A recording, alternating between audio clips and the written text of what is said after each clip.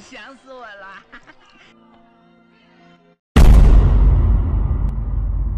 Halo Indonesia Raya, kali ini saya akan merangkum sebuah film jadul lagi yang bernuansakan kungfu dan sedikit ada unsur perlendiran. Waduh. Oke, tak perlu berlama-lama lagi, langsung kita ke alur ceritanya. Check this.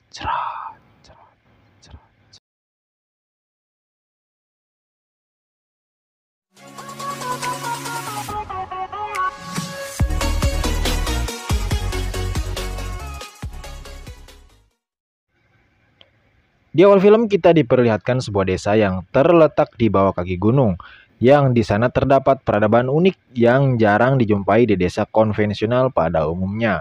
Di mana desa yang diberi nama Desa Pionik tersebut jarang sekali orang-orang berstatus pasangan suami istri. Karena desa yang semuanya pemudanya rata-rata bekerja di angkatan militer itu selalu meluapkan hasrat gituannya di rumah bordir. Aduh.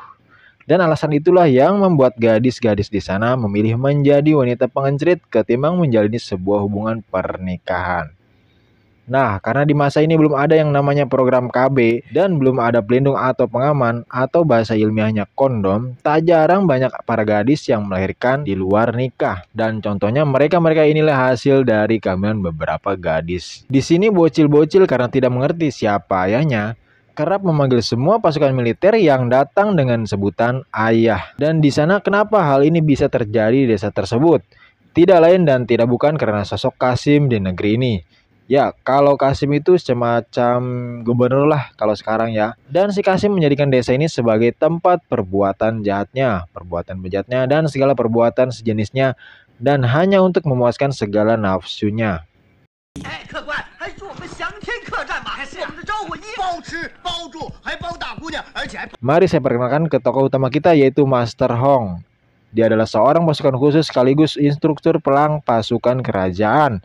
Dan kedatangannya ke desa ini untuk sebagai pelatih baru, menggantikan pelatih tentara yang lama. Tapi saat melintas kantor kepolisian, Master Hong dihadang anggota kepolisian. Dan Master Hong diminta identitas karena dianggap sebagai orang asing yang cukup mencurigakan. Di mana sebenarnya itu hanya akal-akalan si polisi saja yang mereka ini memang kerap memperlakukan orang-orang dengan seenak jidatnya. Nama si kepala polisi itu panggil saja si Odoy. Dia merupakan adik dari si Kasim dan di desa ini dialah penguasanya. Dan tak ada yang berani melawannya meski sejatinya adalah pasukan militer yang jumlahnya itu lebih banyak dari anggota kepolisian. Dan setelah mengetahui bahwa Master Hong adalah utusan dari kemiliteran, si Odoy pun langsung melepaskannya saat itu juga. Mamam Takusia. Dan ia serta anaknya segera pergi menuju ke kamp pelatihan. Kemudian Master Hong langsung ditugaskan untuk melatih pasukan militer. Dan selain diamanatkan untuk mendidik semua pasukan, Master Hong juga diminta untuk menggembleng semua pasukan. Karena akhir-akhir ini semua pasukan itu banyak yang malas-malasan karena sering mengunjungi rumah bordir.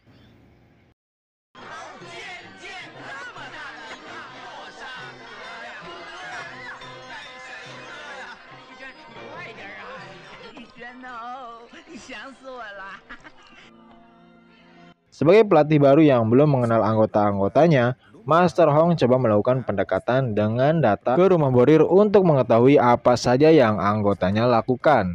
Saat baru saja masuk, Master Hong langsung diperlihatkan seorang gadis cantik bernama Sri. Ini dia parasnya. Dan Master Hong juga langsung diajak ngobrol olehnya.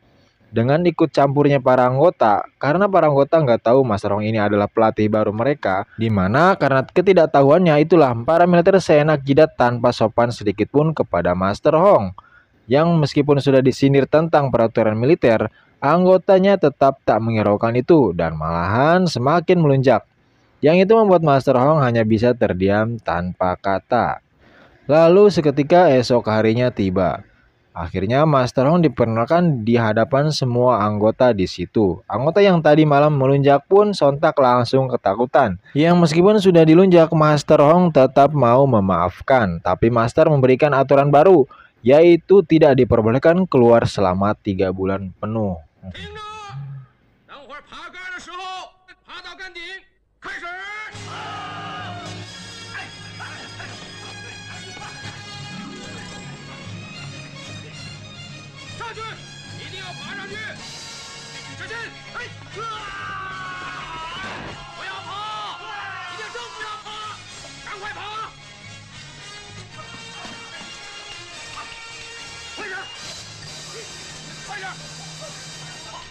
Singkat cerita, malam pun rada poek. Baru saja 2 hari prajurit tidak datang, si Mami langsung mengalami penurunan pendapatan yang cukup membuatnya kesal.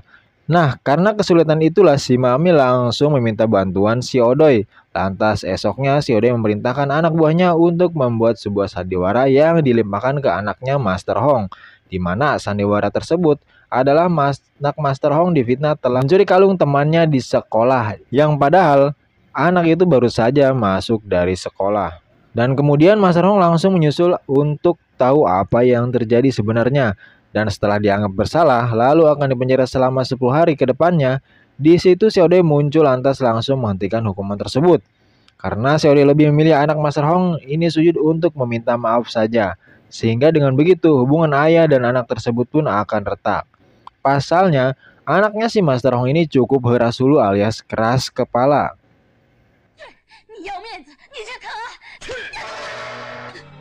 去！回家给我快跑啊！小风，我们走。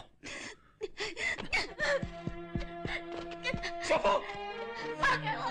这孩子，回来！放开你！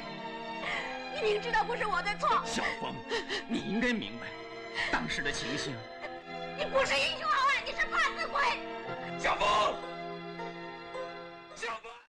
Karena pusing perkara masalah dengan anaknya tersebut, Master Hong pergi menemui Sri untuk minum bersamanya. Tapi di saat itu, ada anak buahnya si Odo yang datang juga, sehingga terjadilah keributan yang akhirnya membuat Sri memisahkannya. Dan karena sudah sama-sama terpengaruh dengan yang namanya khamar, mereka berdua justru terbuai dengan yang namanya kemaksiatan. Saat sedang enak-enaknya, itu muncul Tuan Cha yang sengaja mengganggu, hingga terjadilah pertarungan di antara mereka.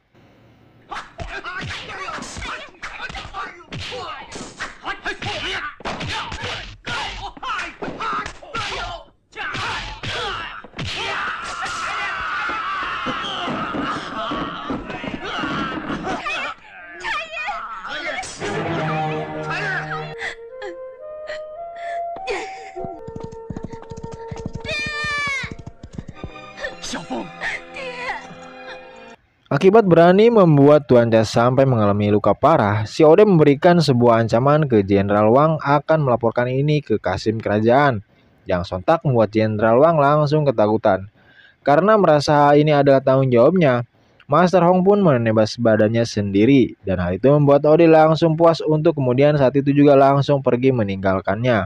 Di mana tak lama datanglah Sri yang bermaksud mengejenguk Master Hong. Yang meskipun mereka berdua ini sama-sama memendam rasa, Master Hong cukup menyesal dengan apa yang dilakukannya tadi. Yang di sini Master Hong meminta Sri untuk jangan datang lagi. Setelahnya Master Hong pun memilih melanjutkan latihan dengan kondisi tubuh yang belum stabil-stabil amat. Tapi meskipun begitu, Master Hong tetap semangat melatih mereka semua karena dengan pola latihan yang cukup bersahabat, kini Master Hong sukses membuat mereka semua jadi lupa maksiat, yang tapi pasti akan membuat si Odoy kesal karena tidak dapat keuntungan pajak dari rumah bordir.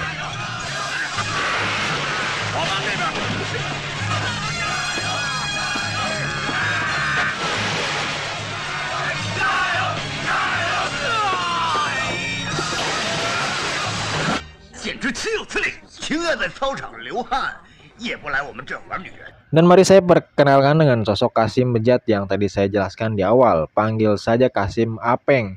Dan katanya si Kasim ini selalu mengebiri anak remaja laki-laki yang katanya untuk menjadikan dayang si ratu, sekaligus memuaskan hasrat si ratu yang ingin festisnya anak-anak yang sudah dikebiri itu.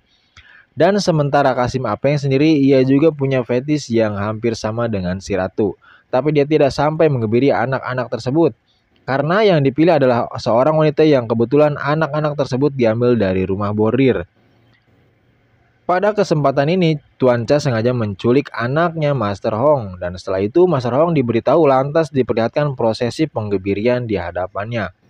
Yang tujuannya untuk membuat Master Hong takut serta mau melakukan apa saja demi keselamatan masa depan anaknya itu. Dan benar saja, Xiaodai langsung minta Master Hong untuk pergi meninggalkan desa ini selamanya. Dan Master Hong diminta untuk menunggu selama 3 hari di perbatasan desa. Nah, setelah itu barulah nanti si Odoy akan membebaskan anaknya dengan jaminan sang anak akan tetap utuh tanpa dikebiri sama sekali. Waduh, bodohnya, Master Hong percaya dengan omongannya tersebut, lantas tanpa pikir panjang langsung pergi. Dan tak terasa waktu berjalan 3 hari juga, hingga datanglah pasukan yang membawa anaknya. Tapi anaknya sudah dengan kondisi yang tak berdaya seperti itu. Dan di sini Master Hong benar-benar dibuat menyesal karena sudah percaya dengan omongannya si Odoy. Yang karena hanya balas dendamlah jalan satu-satunya yang bisa Master Hong lakukan, Master Hong memutuskan balik ke desa untuk mencari si tengkorak si Odoy.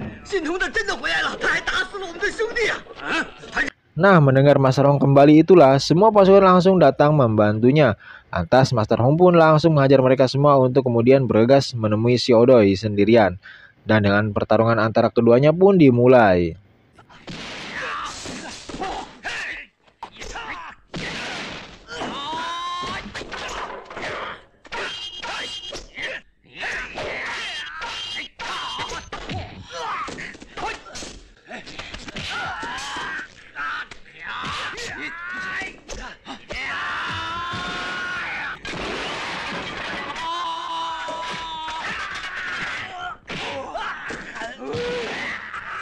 Setelah berhasil mengalahkan Master Hong, tak langsung membunuhnya.